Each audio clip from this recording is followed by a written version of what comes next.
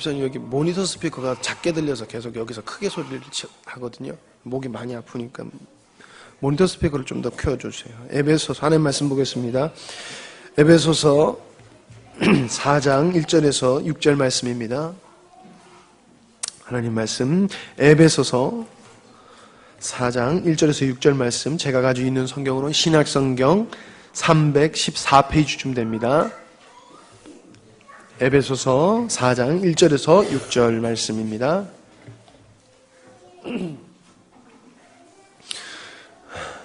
제가 읽도록 하겠습니다. 그러므로 주 안에서 갇힌 내가 너희를 권하노니 너희가 부르심을 받은 일에 합당하게 행하여 모든 겸손과 온유로 하고 오래 참음으로 사랑 가운데 서로 용납하고 평안에 매는 줄로 성령이 하나 되게 하신 것을 힘써 지키라. 몸이 하나요 성령도 한 분이심이니 이와 같이 너희가 부르심의 한 소망 안에서 부르심을 받았느니라. 주도 한 분이시요 믿음도 하나요 세례도 하나요 하나님도 한 분이시니 곧 만유의 아버지시라. 만유 위에 계시고 만유를 통일하시고 만유 가운데 계시도다. 아멘. 사실 말씀을 이제 다른 말씀을 좀 묵상을 쭉 해왔는데 막상 또 말씀을 준비하다 보니까는 그동안에 나누었던 관계에 이어서 또 관계에 관한 말씀을 전하게 되었습니다. 오늘 말씀의 제목은 하나 되게 하는 관계입니다. 이름을 그렇게 붙여봤습니다. 우리의 사회를 바라보면은 관계를 통해서 사회가 형성이 되고 존재하는 것을 보게 됩니다. 사람과의 관계가 가족과의 관계, 이웃과의 관계, 서로의 관계가 없이 이 사회가 형성이 될 수가 없지요. 또한 우리 몸도 그렇습니다. 우리의 몸에는 셀 수 없는 많은 세포들로 관계를 이루어서 존재하고 있다는 것이지요. 그리고 우리가 보는 이 모든 현상의 물질들도 사실은 하나로 보이지만은 여러 세포들이 모여서 어떤 형태의 물질을 이루고 있다라고 하는 것을 우리는 보게 됩니다. 이 관계가 파괴되어지는 것이 죽음이고, 이 단절과 파괴가 관계의 단절과 파괴가 사망으로 이어지고 고통과 불행으로 결말이 난다라고 하는 것을 우리는 잘 알 수가 있습니다. 교통사고가 나서 팔이 잘려나가게 되어지는 것은 그것은 팔이 몸과의 단절, 분리를 의미하는 거지 않습니까? 상처가 나는 것도 세포와 세포의 하나됨이 깨어져 있는 그런 현상인 것을 볼 수 있고, 분열과 다툼, 분쟁, 이것도 관계의 단절로 말미암아, 관계의 충돌로 말미암아 좋은 관계가 아니라 나쁜 관계지요. 나쁜 관계지요. 원수가 되어지는 관계 속에서 우리는 고통을 겪는다라고 하는 것입니다. 우리가 살아가는 삶 속에서는 필연적인 관계가 있는데 이 필연적인 관계가 깨어지게 되어지면은 무용지물이 되지요. 무용지물. 그리고 죽음에 이르게 된다는 것이지요. 여러분, 붓과 먹물을 한번 생각해 보시기 바랍니다. 먹물이 있다고 해서 그림이 그려지고 글이 쓰여지는 게 아니지요. 붓만 있다고 해서 또한 글씨가 쓰여지는 것은 아니란 말입니다. 먹이 있어야 붓의 역할을 할 수 있고, 붓이 있어야 비로소 또 먹물이 자기의 존재의 역할을 할 수가 있다라고 하는 것을 우리는 잘 알 수가 있지 않습니까? 이처럼 붓과 먹물이라고 하는 것은 서로의 존재를 위해서 필연적인 관계다라고 하는 것을 우리가 보게 되어집니다. 우리는 영과 육이 필연적인 존재인 것을 알게 됩니다. 영혼 없이 육신이 존재할 수 없고, 영혼 없이 육신이 존재할 수 없고, 육신 없이 영이 존재할 수가 없습니다. 필연적인 관계지요. 영이 없는 몸은 죽은 몸이고, 몸이 없는 영혼도 존재할 수가 없는 거지요. 이처럼 필연적인 관계가 깨어지게 되어지면은 사망과 원수의 관계로 망가지게 된다는 거지요. 자, 우리는 친밀한 관계가 있음을 보게 되어지고 형식적인 관계를 볼 수도 있습니다. 역사는, 발전은 친밀한 관계 속에서 이루어지는 것이고, 우리가 어떤 열매가 맺어지지 않는다라고 하는 것은 필연적인 관계가 형식적인 관계로 유지될 때에 그렇다는 거예요. 필연적인 관계는 필연적인 관계가 이어질 때 거기서 역사가 이루어지는 거란 말이에요. 근데 필연적인 관계가 형식적인 관계가 될 때에 문제가 발생하잖아요. 부부의 관계는 사랑이라고 하는 필수적인 관계를 가지고 있는 것이지요. 그 관계가 정상적일 때에 행복이라는 열매를 우리는 얻을 수가 있습니다. 그러나 부부의 그 관계가 형식적인 관계가 되어지게 되어지면은 행복이라고 하는 열매가 맺어질 수 없다는 것이죠. 하나님과 우리와의 관계도 필연적인 관계이지만은 하나님과 우리와의 필연적인 관계가 형식적인 관계, 형식적인 믿음이 되어졌을 때에는 우리의 삶 속에 하나님의 영광이 나타나지를 못한다라고 하는 것입니다. 정상적이지 못한 관계는 원수의 관계로 추락하게 되는 것을 우리는 보게 되어집니다. 소홀한 관계로 발전하다가 형식적인 관계로 나가다가 원수의 관계로 전락을 하게 되는 것을 우리가 보게 됩니다. 그러므로 참으로 우리 삶 속에서 사람과 사람과의 관계와 또 어떤 환경과의 관계라고 하는 것은 우리가 필연적으로 우리가 지켜나가야 된 것이다 라고 하는 것이지요. 우리가 땅을 딛고 살지 않습니까? 그러나 땅과의 관계가 정상적이지 못한 사람은 죽을 수밖에 없는 거예요. 자연의 원리를 거슬려서 살 수 있는 사람은 없습니다.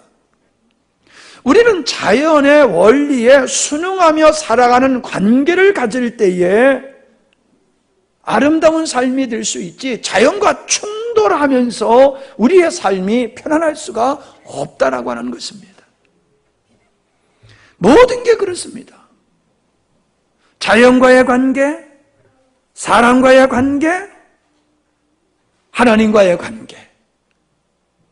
이 관계가 정상적일 때에 우리의 삶은 편안한 삶이 되고 안정된 삶이 되고 행복한 삶이 될 수 있는 것이지요.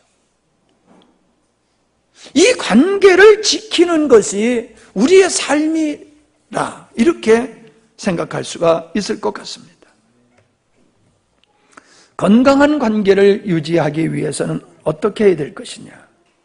첫째는 신뢰를 지켜가야 된다라고 하는 것입니다. 우리의 삶을 보면은 우리의 삶은 약속으로 이루어져 있다라고 하는 겁니다. 우리는 시간 속에서 삽니다. 그 시간 속에서 우리는 수 없는 약속을 하고 그 약속을 지켜가면서 우리는 사회생활을 하고 있습니다. 아이들이 학교 가는 시간이 정해져 있습니다. 약속이지요. 학교 와서 공부를 하는 것도 시작하는 시간이 있고 끝나는 시간이 있지요. 등교하는 시간이 있다라고 하면 하교하는 시간, 이게 다 약속이잖아요. 출근하는 것도 약속이고요. 자기가 하는 일도 약속이고요. 월급도 약속이고요. 우리는 약속이 되어지듯이 저녁 시간만 되어지면 잠을 잡니다. 아침이 되면 그 일어남이 약속에 의해서 이루어지는 것 같아요. 우리의 삶 속에서 약속 없이 살아갈 수 있는 게 어디 있습니까? 여러분, 우리는 자동차를 가지고 타고서 우리가 다니지 않습니까? 이 자동차를 운전하기 위해서는 자동차를 운전하는 운전법만 알고 있으면 안 되잖아요. 법규를 알아야 되잖아요. 운전하는 데 있어서 교통법규는 뭡니까? 약속이에요. 오른쪽으로 가자, 왼쪽으로 가자. 약속이지요. 우리는 우측 통행, 좌측 통행, 이게 약속이란 말이에요. 빨간불, 파란불, 약속이란 말이에요. 중앙선, 약속이란 말이에요. 교통 속도, 약속이란 말이에요. 우리의 삶을 가만히 바라보면요, 우리의 삶은 바로 약속으로 되어 있다는 거예요. 약속으로 되어 있다는 거예요. 이 약속을 잘 지키면은 평안이 오고 신뢰가 생겨요. 앞에서 차가 막 옵니다. 근데 우리 사모님은 그 차가 와서 자기를 들이받을 것 같대요. 앞에서 달려오는 차가 자기를 들이받을 것 같아가지고 미리 멀찍이 피해가는 거예요. 여러분, 그 믿음이 사실이라고 하면은 이건 약속의 파괴죠. 앞에서 아무리 세게 달려와도 저 차는 중앙선을 넘어서 내 길로 들어오지 않는다는 믿음이 있기 때문에, 그 신뢰가 있기 때문에 아무리 빨리 와도 그냥 편안하게 우리는 주행을 할 수 있는 것이지 않습니까? 그 약속을 어기는 사람이 생기면은 불행이 벌어지는 거예요. 시간 약속을 했는데 시간을 안 지켜. 그러면 시간을 잘 지키는 사람의 피해를 본단 말이에요. 물질 거래를 해요. 돈 거래를 해요. 그 약속을 잘 지켜야 되는데 약속을 지키지 아니함으로 한쪽 사람의 피해를 보고 그 사람도 또 다른 사람에게 약속을 지킬 수 없는 불행한 일들이 벌어지는 거란 말이죠. 우리는 이 약속을 우리는 잘 지켜야지 신뢰가 생기는 거예요. 우리 온도가 올라갔다 내려갔다 합니까? 우리의 맥박이 그냥 올라갔다 내려갔다 그럽니까? 약간의 차이는 있어도요, 항상 우리 체온은 그대로 유지하고 있고 우리 맥박도 호흡도 그대로 유지하고 있고, 이 자연의 법칙이라고 하는 것이 바뀌어지지 않습니다. 변개하지 않습니다. 왜요? 하나님이 만드신 약속이기 때문에 그래요. 자전과 공전을, 모든 법칙을 하나님은 약속으로 정해놓으신 거예요. 그래서 하나님이 정해놓으신 것들은 절대로 그게 바뀌어지질 않아요. 그러니까 우리가 그 속에서 이렇게 편안히 살 수 있는 거예요. 근데 인간들이 만든 사회라고 하는 것은 왜 이렇게 고통이 많습니까? 갈등이 왜 많습니까? 다른 이유가 아니에요. 약속을 안 지키기 때문에 그러는 거예요. 약속을. 내가 약속을 안 지키면은 나는 괜찮을지 모르지만 저쪽이 고통을 당하게 되고, 그것이 돌아서 나에게도 동일하게 고통으로 다가온다라고 하는 겁니다. 부적절한 행위가 범죄의 행위지요. 범죄의 행위를 부적절한 행위라고 우리가 그렇게 표현을 합니다. 그 부적절한 행위는 어떤 것입니까? 엄밀히 따지고 보면 약속을 어기는 게 부적절한 행위예요. 법을 어긴다, 약속을 어기는 것이 부적절한 행위예요. 이해가 되십니까? 이해가 되십니까?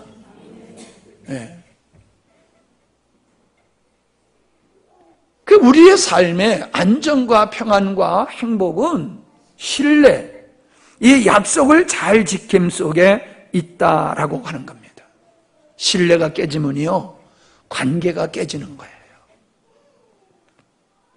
신뢰가 깨어지게 되어지는 이유가 어디 있습니까? 책임과 의무를 성실하게 지키지 않는다는 거예요.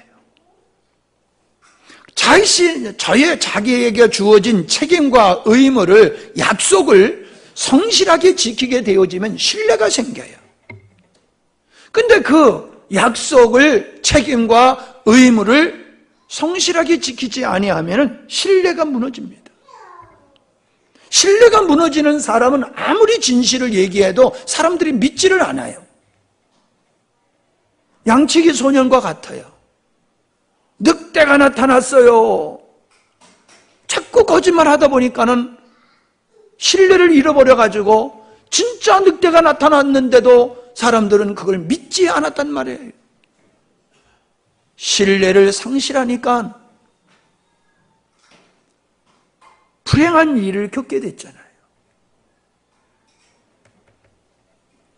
건강한 사회라고 하면은 신용 있는 사회예요.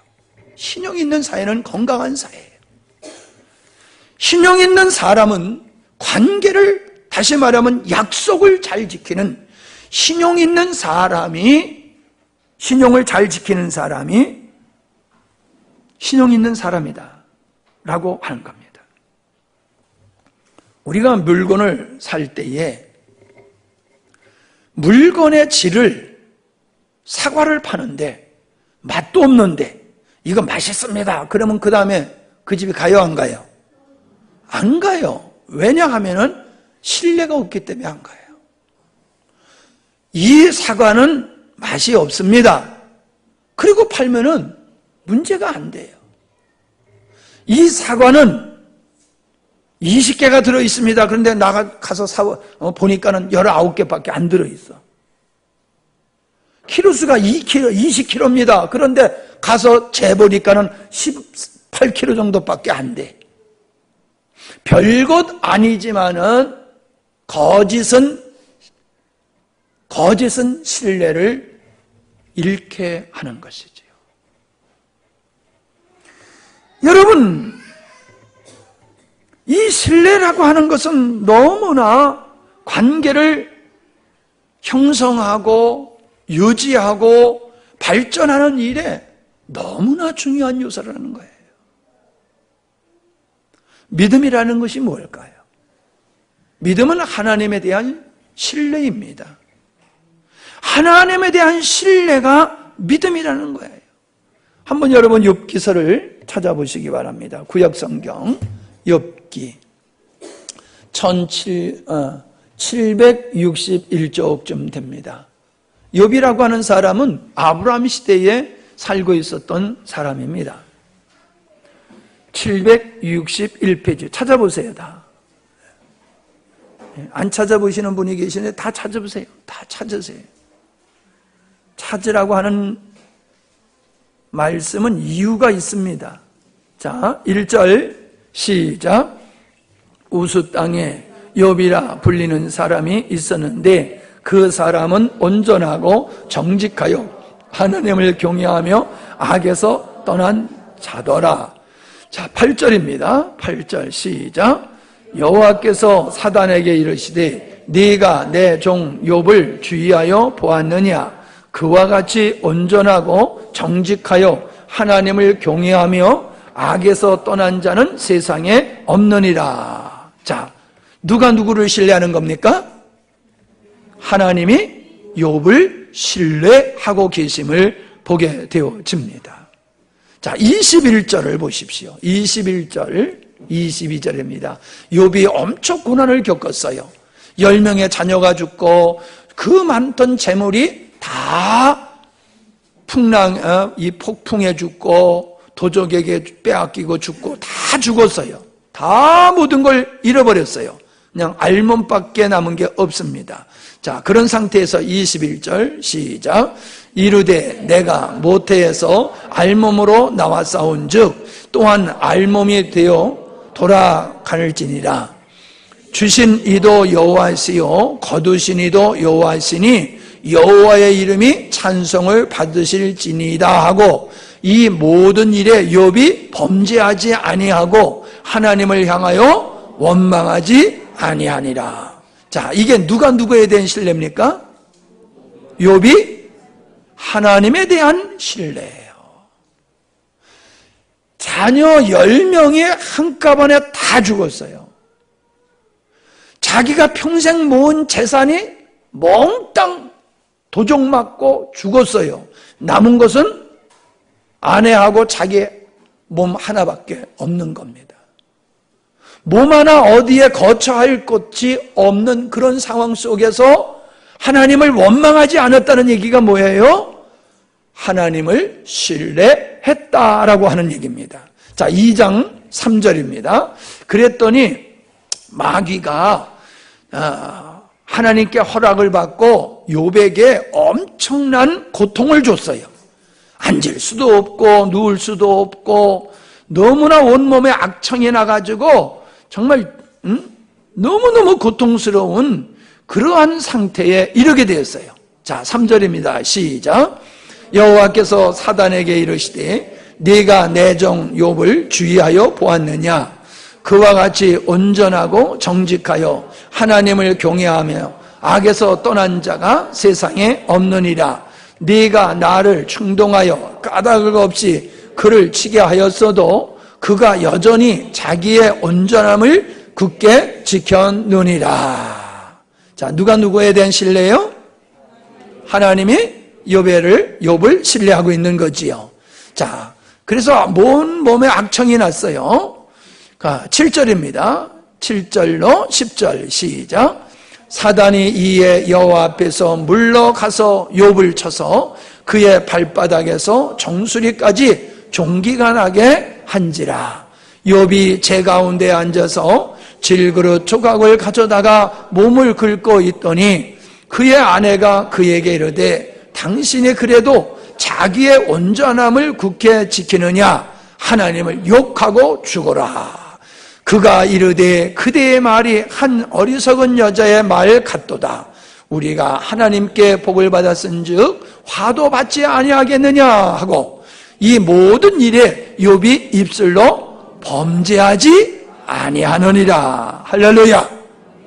욥은 철저하게 그 엄청난 고난 속에서도 하나님을 의심하고 하나님 앞에 불만 불평을 하지 않는 거예요. 말로 그가 범죄하지 않았다는 게 뭘 의미하는 겁니까? 마음속에 있는 게 말로 나오잖아요. 말로 범죄하지 않았다는 거, 원만 불평을 하지 않았다는 것은 그 마음속에 하나님을 향하여 원만 불평이 없었다는 겁니다. 애 보지 말고 날 봐요. 애 보지 말고 날 쳐다봐. 애는 집에서 실컷 보면 되고, 예배 드릴 때는 목사님을 쳐다봐야 돼요. 설교는 귀로만 듣는 게 아니에요. 눈으로도 듣는 거예요. 눈으로 보면서 은혜가 돼야지 귀로 들어오는 말씀에도 은혜가 됩니다. 눈이 닫혀버리면 귀도 따라 닫혀져 버려요. 그렇기 때문에 설교하는 목사님을 여러분이 집중하여 보아야 되는 겁니다. 목사님을 보지 아니하면 말씀이 귀로 안 들어가요. 그러니까 여러분이 목사님을 보지 못하게 하는 환경들은 스스로 물리쳐야 됩니다. 아멘? 네. 그래서 지난 주일날은 우리 선영 집사님이 나한테 엿을 주더라고. 엿을. 뭐 맛있어서 잡숴보세요 하고 주는 것도 되지만 나는 그걸 어떻게 믿음으로 받아들였냐 하면, 목사님 졸지 말고 이영화 목사님 설교할 때 잘 들으세요. 그리고 주는 것 같더라고. 내가 오후에 조는 사람은 나밖에 없어. 아무리 봐도 오후에 조는 사람은 나밖에 없어. 에이, 문제요. 이거 아주 문제요. 자, 여러분 피곤하시지요? 다른 사람들 같으면 이 시간에 그저 지금도 그냥 이불 속에서 쉬고 있을 수 있는 시간에 여러분들은 아침 일찍이 주일학교 섬기느라고부터 시작해서 얼마나 여러분들 몸이 피곤합니까? 이 일을 합니다. 그러나 이 시간에 참여하는 게 의의가 아니라 여러분이 말씀을 듣고 생각하고 깨닫고 결단하는 시간이 있어야 될 줄 믿습니다. 예, 저를 잘 쳐다보세요. 저를 잘 쳐다보세요. 자, 또 신뢰라고 하는 것을 보면은 우리가 잘 아는 대로 다니엘의 세 친구들이지요. 그들은 우상, 왕이 만들어 놓은 우상 앞에 절하지 아니하면 죽게 되는 걸 알면서도 절하지 않았어요.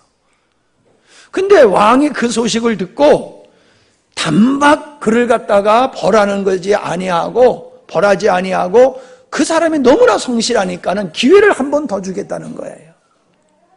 지난번은 그냥 없었던 일로 하겠다. 그런데 앞으로 그런 일이 있을 때 너희들이 신상 앞에 나가서 다른 백성들과 동등하게 절을 하게 되어지면은 살려주겠다라고 하니까는 만약에 너희들이 절하지 아니하면 저 풀무불 속에다가 집어넣어서 태워 죽일 거다. 그렇게 말을 하니까는 이 세 친구들이 뭐라고 말합니까? 그런 말에는 우리가 답할 이유조차도 없습니다. 그건 제한도 되는 게 아닙니다. 절대로 우리는 우상 앞에 절하지 아니할 것입니다.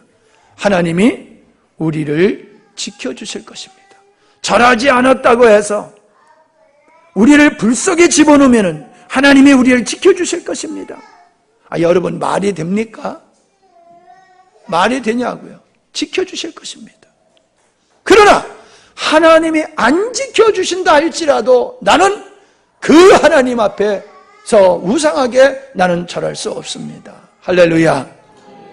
여러분 말은 쉽지만 이 말이 풀무불 앞에서 하는 얘기입니다. 풀무불 앞에서 내 말 한마디에 따라서 내가 살 수도 있고 내가 지금 불 속에 던져질 수도 있는 순간에 그들이 하는 말이 하나님은 저 불 속에서 우리를 지켜주실 것입니다. 저 불 속에서 우리를 지켜주실 겁니다. 안 지켜주셔도 우리는 할 수 없습니다.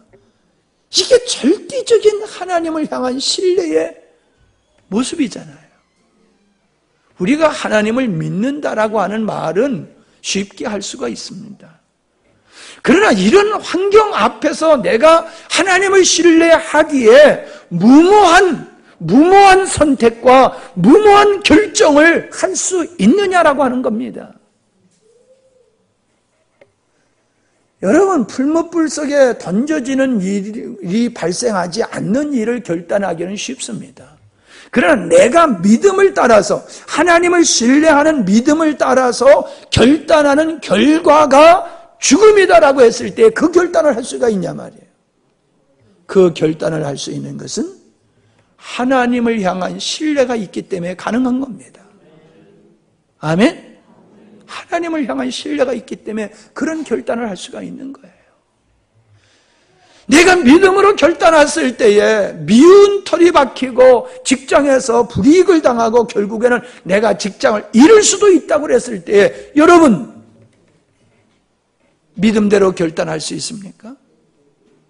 하나님을 신뢰하는 믿음이 있다라고 하면은 그런 결단을 할 수 있지만은 그런 신뢰가 우리에게 없으면 그런 결단을 할 수가 없어요.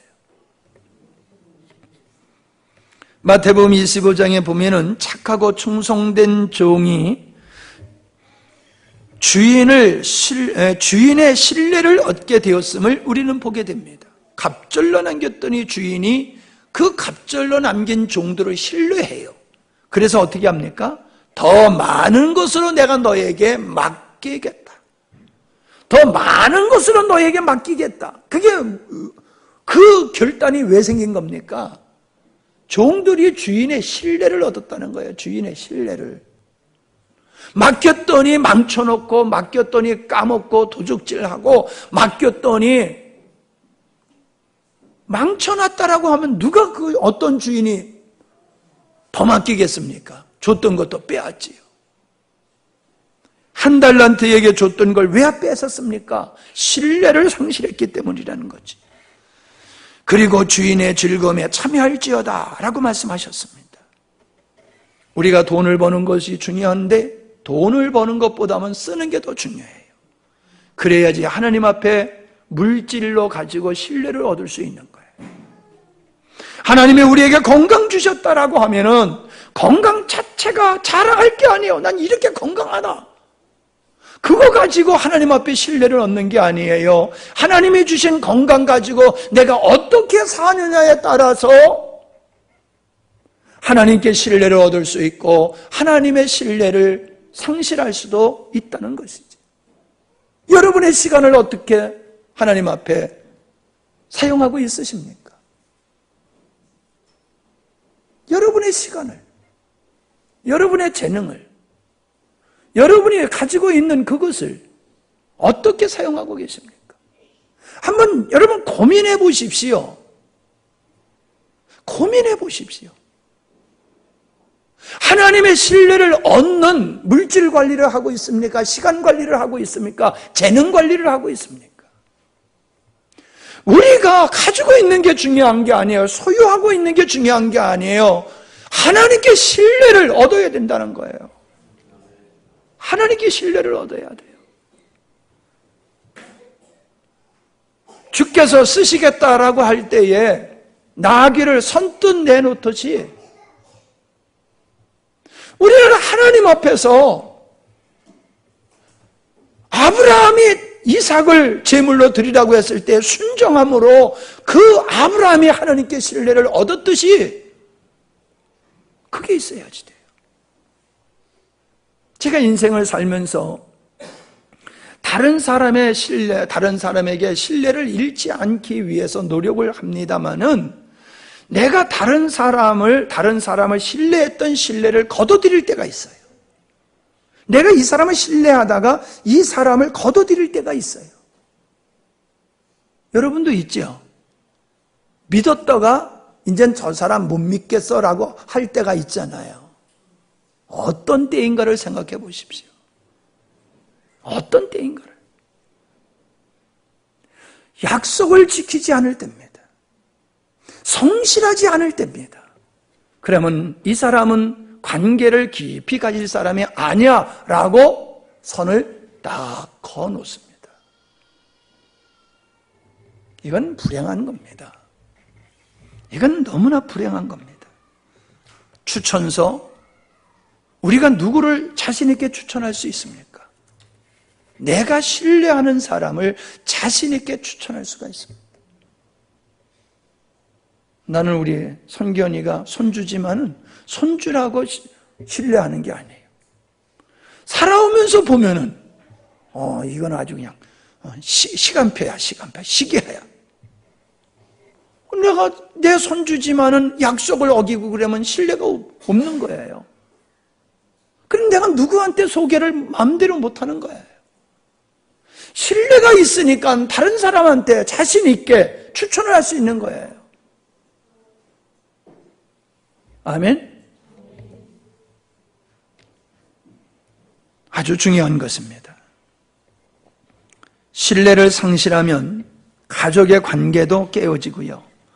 자기가 가지고 있는 모든 것을 상실하게 되고요. 자기 인생을 잃는 것과 같다는 겁니다. 뭐를 하면? 신뢰를 상실하면. 두 번째로, 관계가 아름다운 관계가 되기 위해서는 헌신이 있어야 됩니다. 사회의 모든 공동체는 그 성향이 같은 사람이 모입니다.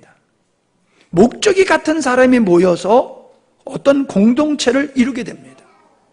그 공동체를 이루게 되어졌을 때에는 상호 의존적인 존재가 되는 거예요. 상호 역할이 있다는 겁니다. 부부의 역할이 있고요. 친구와의 역할이 있고요. 직장에서도 상사와 부하의 관계적 역할이 있고요. 반드시 역할이 있으므로 의존적 존재라는 거지요. 이 말을 바꿔서 생각해 보면요. 관계라고 하는 것은 서로의 필요에 충족할 때, 서로의 필요를 충족시킬 때의 관계가 아름다운 관계가 되는 거예요. 서로의 필요를 충족시키는 책임과 의무를 감당하지 아니하면은 어떤 일도 벌어지지 않습니다. 자, 보세요. 하늘에서 비가 옵니다. 이 비가 왜 옵니까?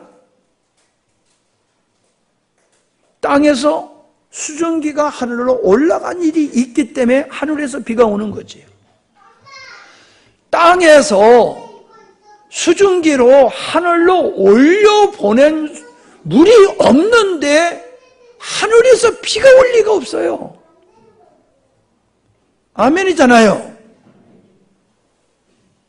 그와 동일한 거예요. 사람과 사람의 관계, 하나님과 우리와의 관계가 그렇다라고 하는 겁니다. 여러분, 우리가 시장에다가 물건을 내다 팝니다. 그러면은 우리가 이 물건을 거래하는 어떤 이런 조직들이 지금 되어 있어서 중간 상인도 있고 도매 상인들이 이렇게 있지 않습니까? 그래서 상인들이 물건을 가지고 있다가 필요한 사람들에게 팔지 않습니까? 그러나 이 모든 상거래는 어디서부터 시작된 겁니까? 내 필요에 따라서 내가 가지고 있는 걸 너에게 주고 네가 가지고 있는 것을 그 대가로 또 내가 필요한 걸 얻는 거잖아요. 물물 교환을 통해서 서로의 필요를 공급하는 거잖아요. 인간관계가 그렇다 이 말이에요. 인간관계가 내가 가지고 있는 걸 널 주고 네가 가지고 있는 걸 내가 얻어서 아름다운 균형이 있는 삶을 살아가게 되는 거잖아요. 그런데 그것이 일방적으로만 가게 된다라고 하면은 그 거래는 오래 가지를 못해요. 일방적인 거래가 누가 그런 거래를 합니까? 주는 게 있으면 받는 것이 있어야 되고 받는 것이 있으면 주는 것이 있을 때에 상호 관계가 유지되어지고 발전하게 되어지는 거지 않습니까? 집이 붕괴하는 것도요, 피로감에 의해서 붕괴한다고 그러잖아요. 천안함 폭침, 그게 피로에 의해서 파괴된 거다, 그런 얘기를 하고 그러는데, 기계도 닦고 조이고 기름치고 그런 구호가 있잖아요, 군대에서. 피로가 누적되어지면은 볼트가 빠져나가고 균열이 생기고 무너지는 거란 말이에요. 왜 그래요? 조이고 기름치고 닦고 조이고 기름치는 이 행위가 없으면 기계도 망가지잖아요. 사람의 관계도 마찬가지예요. 상호적인 거예요, 상호적인 거. 일방적으로 희생을 강요하고 그래가지고 그 관계가 영원할 수는 없는 거예요. 인간관계 속에서는 그게 불가능해요. 하나님과 관계 속에서는 하나님이 일방적으로 우리의 관계를 유지하고 가시지만은 인간과 인간관계 속에서는 그런 일반적인 관계가 없다는 겁니다.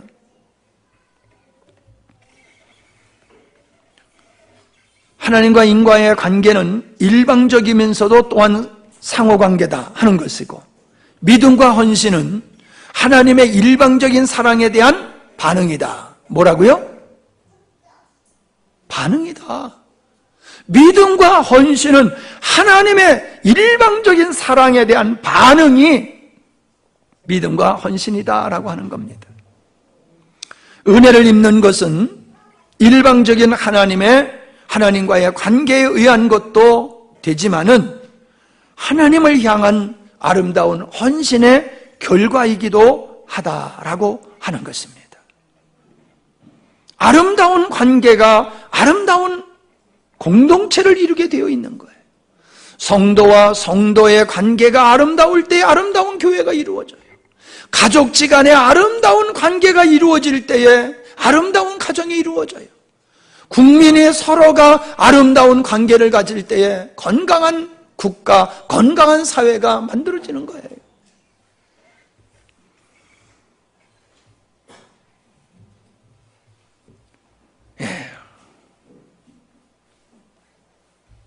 마리아가 예수님의 머리 위에 옥합을 깨뜨렸습니다. 그건 마리아가 자기에게 사랑을 베푸신 주님을 향한 헌신이지요.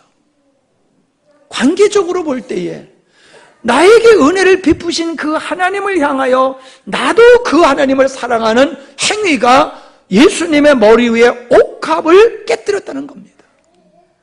여러분의 옥합은 무엇입니까? 여러분을 사랑하시는, 우리를 사랑하시는 우리 주님의 그 사랑에 우리는 어떠한 반응을 보이냐 이 말이에요. 이것이 관계의 중요한 요소라는 거예요.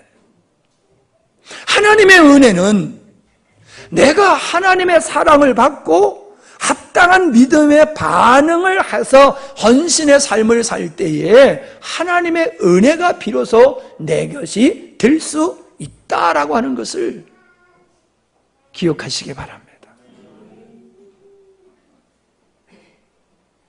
어떤 불만 불평 많은 사람들은 대부분이 자기가 해야 할 일은 안 해요. 그러면서 상대들에게 요구만을 해요. 상대에게 요구만을 해요. 교회 갔더니 사랑이 없어. 교회 갔더니 아는 척도 안 해. 아니, 쥐가 좀 아는 척하면 안 되나? 내가 다른 사람들한테 접근할 수도 있잖아요. 먼저 손 내밀고 인사할 수도 있잖아요. 왜 다른 사람이 먼저 나한테 와서 안부를 묻고 인사를 하길 원합니까? 그거 안 했다고 사랑 없다고 그러면 그렇게 말하는 그분도 사랑이 없는 존재잖아요. 자기도 그렇게 안 했잖아요.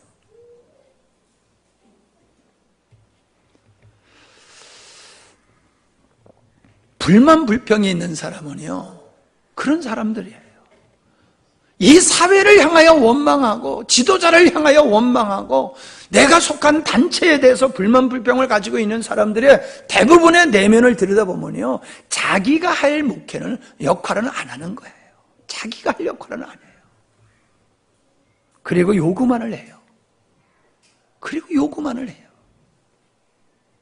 그러니까 그런 단체는, 그런 공동체는 불안하고 아름다울 수가 없어요. 세 번째입니다. 반드시 개인적인 관계는 공동체의 관계로 이어진다라고 하는 것인데, 그 공동체의 관계가 온전한 관계가 되기 위해서는 같은 비전과 같은 목적, 같은 성향으로 이루어져야 된다는 거예요.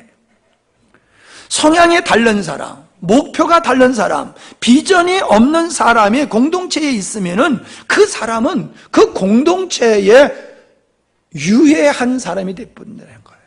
해가 되는 사람이 된다는 거예요. 공동체를 위해서 내가 할 일이 있단 말이에요. 내 역할이 있단 말이에요. 근데 그 역할을 하지 아니하고 이탈을 해. 그리고 항상 어떤 혜택만 받으려고 해.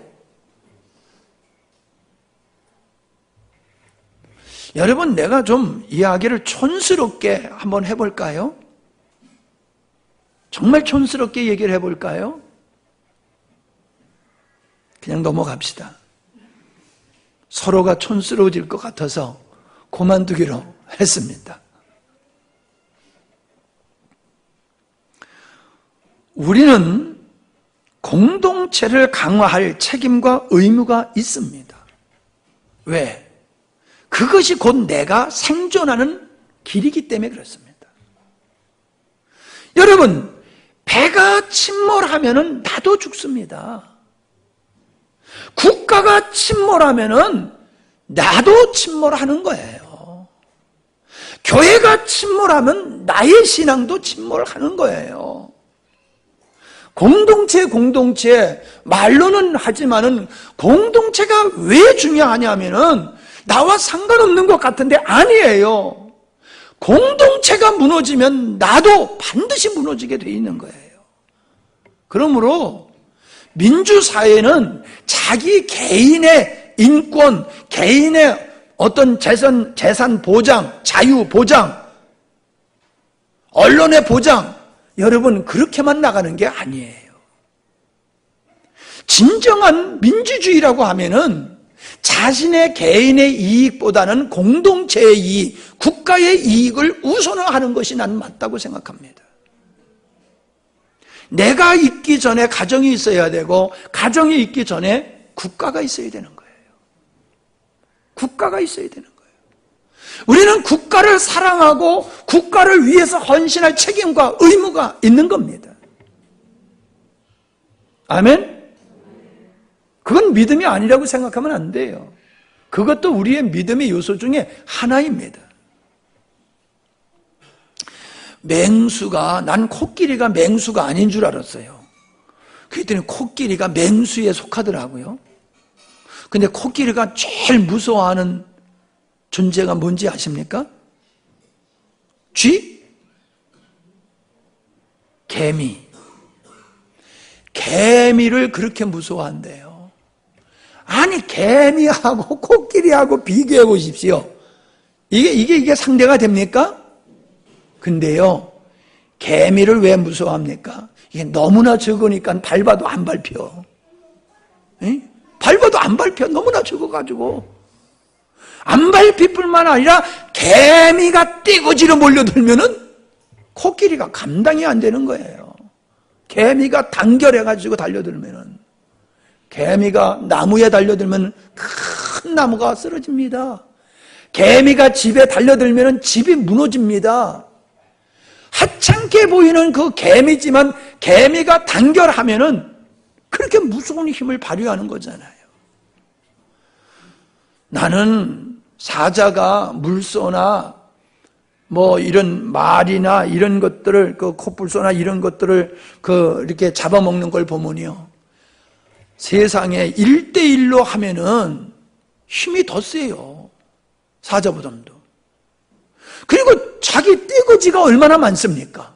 총 단결만 하면은 사자 몇 마리 달려드는 거 그냥 가서 우르르 달려가면 그냥 밟아 죽이고 만다고요.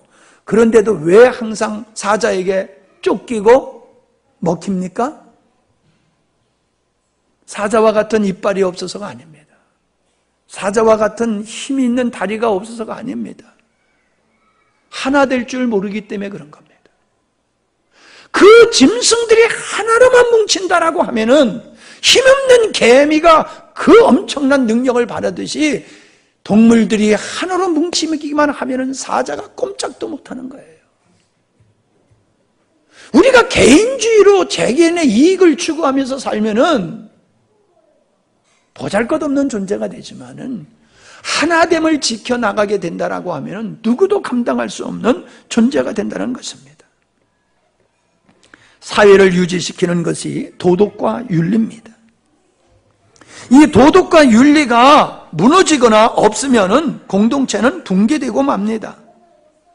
도덕과 윤리는 서로의 관계를 유지시키는 필수적인 요소입니다.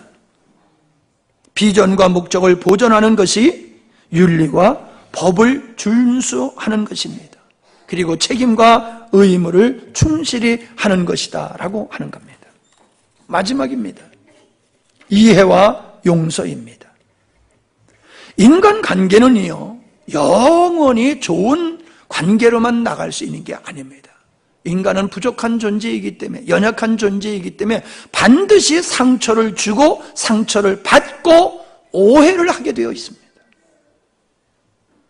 상처를 주고 상처를 받고 오해를 하게 되는 것이 인간관계 속에서 피치 못할 현실이에요.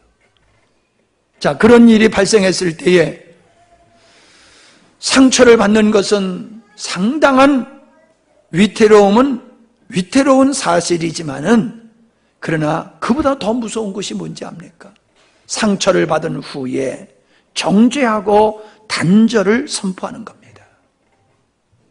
그러면은 그동안에 쌓아놓았던, 수많은 시간에 걸쳐서 쌓아놨던 그 아름다운 모든 것들을 다 상실하게 되는 겁니다. 우리는 정죄와 단절이라고 하는 것을 선택하는 것은 바둑에서 최고의 악수를 두는 것과 같은 것입니다. 한 번의 수를 잘못 둠으로 그 바둑을 질 수 있는 것과 같은 것입니다. 우리는 관계를 유지해 나가면서 상처받은 일도 있고 오해할 수 있는 일도 있을 때 그걸 뛰어넘어야지 됩니다. 아멘을 안 하시네요. 그냥 막살내기로 작정하고 계시는 것 같습니다. 자, 우리는 이 정죄와 단절을 극복하기 위해서는, 오해를 극복하기 위해서는 세 가지를 해야 됩니다. 첫째가 상대의 형편과 처지를 고려하는 겁니다. 분명히 어떠한 결론을 내고 어떠한 행동을 할 때는 그 사람의 형편과 처지에 근거해서 하는 겁니다. 여러분, 빵을 훔쳐먹은 행위는 못된 겁니다. 그러나 왜 훔쳐먹었는지를 물어보니까는 일주일을 굶었어. 그럼 일주일을 굶은 자가 빵을 훔쳤다고 했을 때에 그를 정죄할 수 있겠습니까? 내가 너에게 빵을 훔쳐먹기 전에 내가 너에게 빵을 주지 못한 내가 잘못이다라는 생각이 안 들겠습니까? 우리는 다른 사람의 잘못된 행위를 볼 때에 그 사람의 의도와 그 사람의 형편과 처지를 생각해 보면은 이해할 수 있는 게 많아요. 잘못했지만은 정죄할 수 없는 상황들이 있다는 거예요, 반드시. 아멘. 정죄하지 마세요. 단죄하지 마세요. 그 사람의 입장을 생각해 보자고요. 두 번째는 능력의 차이를 고려해야 돼요. 능력의 차이.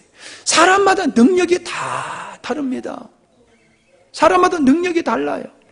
능력이 없는 사람에게 어떤 큰 것을 요구하게 되어지면은 서로가 불편하고 힘든 거예요. 이 능력이라고 하는 것은 여러 가지가 해당되지요. 지적인 능력, 기능적인 능력, 물질의 능력, 환경적인 능력. 능력은 사람마다 다 달라요. 아니, 나는 와서 봉사하는데 당신은 왜 봉사 안 해? 그렇게 말하면 안 돼요. 왜? 그 사람의 입장과 처지가 있잖아요. 나는 풀을 매는데 나는 1시간이면, 지난번에 명절 때 같이 성경 공부하셨던 두 가정이 올라가서 한참 동안 밤을 주워가지고 내려왔는데 밤푸대쯤 이걸 주워가지고 내려왔어요. 나는 한참 뒤에 가서 주웠는데 2푸대를 주워왔어요. 안 놀라시네. 네.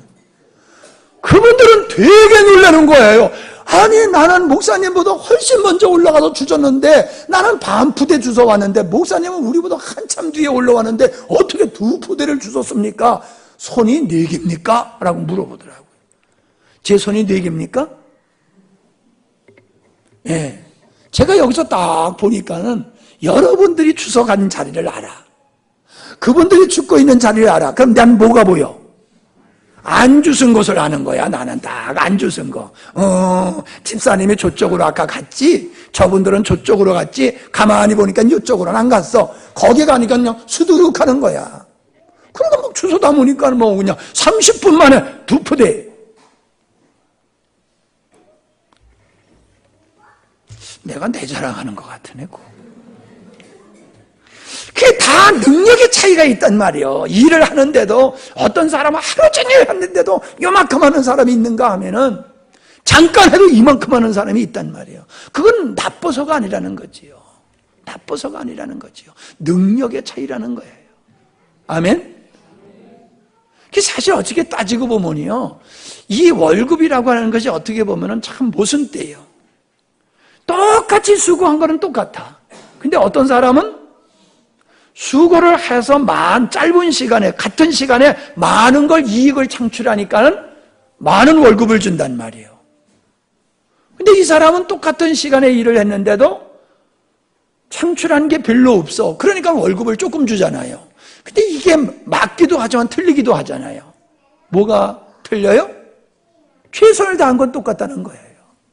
많이 남긴 사람도 그 정한 시간에 죽도록 일했고, 조금 남은 사람도, 남긴 사람도 그 주어진 시간에 최선을 다한 건 똑같아요. 그러면 진정한 공평한 배분이 되려고 그러면은 똑같이 월급 줘야 되잖아. 그죠? 여러분 그렇게 생각 안 하는가 봐. 예. 그렇다고 뭐 여러분에게 월급 달라고 그럴 것도 아닌데 왜 그렇게 대답하기가 힘듭니까? 예. 예, 그렇게 생각해 볼 수 있지 않냐는 거예요. 세 번째는요, 부족함과 연약함이 있어요. 부족함과 연약함. 저 사람이 어떤 것을 행하고 결정할 때는 그 사람의 연약함이 있고 부족함이 있어요. 그렇기 때문에 오판을 하는 거예요. 오답을 쓰는 거예요. 나빠서 오답 씁니까? 실력이 없고 부족하니까는 오답을 쓰는 거지요. 우리에게는 누구에게나 부족함과 연약함이 있기 때문에 다른 사람에게 피해를 줄 수 있는 일들이 발생한단 말이에요. 운전을 하면서 다른 사람에게 얼마나 피해를 줄 때가 우리가 많습니까? 여러분 뒤에서 빵빵 하면서 손가락질 안 당해본 적 있어요? 나는 운전하면서 한 번도 그런 경험 없다는 사람이 있으면 손 들어보세요. 본의 아니게 내가 실수를 해서 다른 사람을 위험에 처하게 해가지고 그 양반이 지나가면서 화가 나가지고 도끼 눈에가 쳐다보면서 운전 똑바로 해. 말은 안 하지만 입 보면 다 알잖아요. 이씨 하면서 그냥 막 욕하면서 가는 게 다 보이잖아요. 그럴 때 성질 나요, 여러분? 미안합니다 그랬지. 저기 왜 나한테 욕해? 그러지 않잖아요. 예, 그런 거예요. 우리는 인간은 그렇기 때문에 우리는 서로를 이해하고 용서하는 게 필요하다는 거예요. 그리스도의 몸인 교회는 믿음의 공동체입니다. 사단은 이 믿음의 공동체를 파괴하기 위해서 성도 간에 상처를 주고 오해와 이간질을 붙인다라고 하는 겁니다. 교회를 건강하게 하는 것은 성도 간의 친밀하고 굳건한 관계를 유지하는 것이라는 거예요. 교회를 아름다운 교회로 만들고 지키는 일은 성도 간의 좋은 관계를 통해서 가능하다는 것입니다. 우리의 삶의 방식이 이렇게 상대를 고려하고 친밀한 관계를 이루어가는 것, 이게 우리의 과제다. 아멘? 열매는 반드시 좋은 관계를 통해서 맺어지게 됩니다. 우리의 삶 속에서 맺어지는 아름다운 열매들도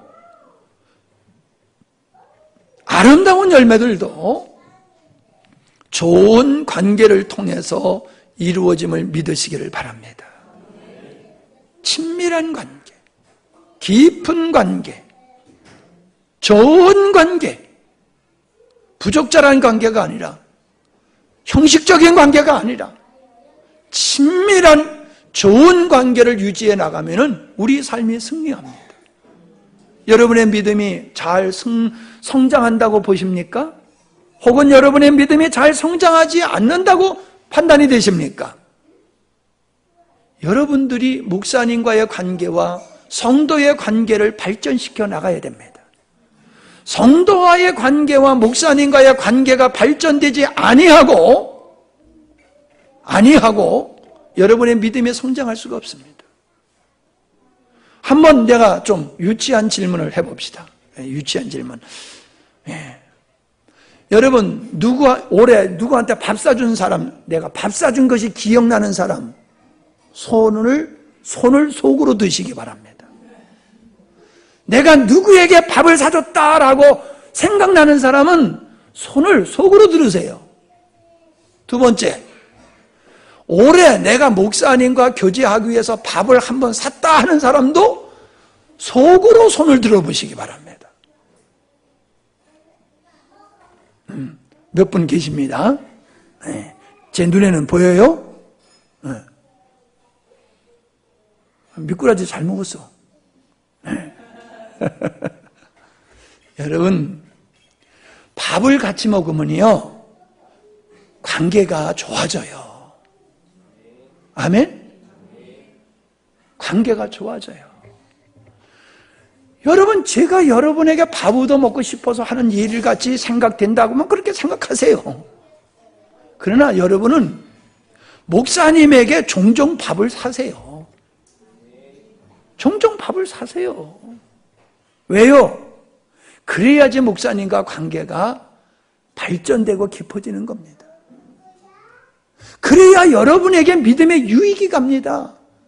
1년 내 가도 목사님하고 밥 한 끼 안 먹는 사람 근데 안 사줬다고 뭐라는 게 아니에요. 그런 관계가 없으면 믿음이 정상적으로 성장할 수가 없어요.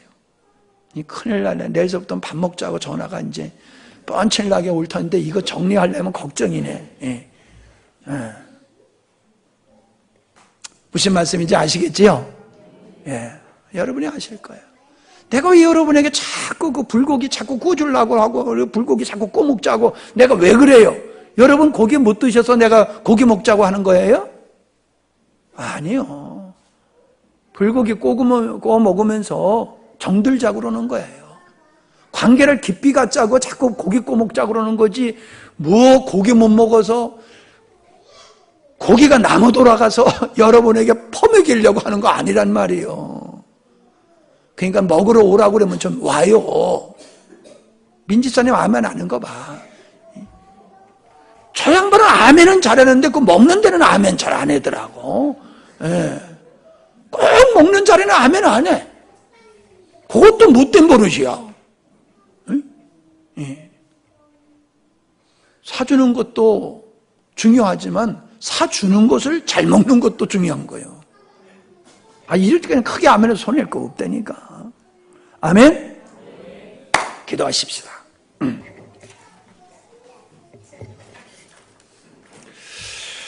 하나님께서는 몇 주 동안 관계에 대한 말씀을 하게 하셨습니다.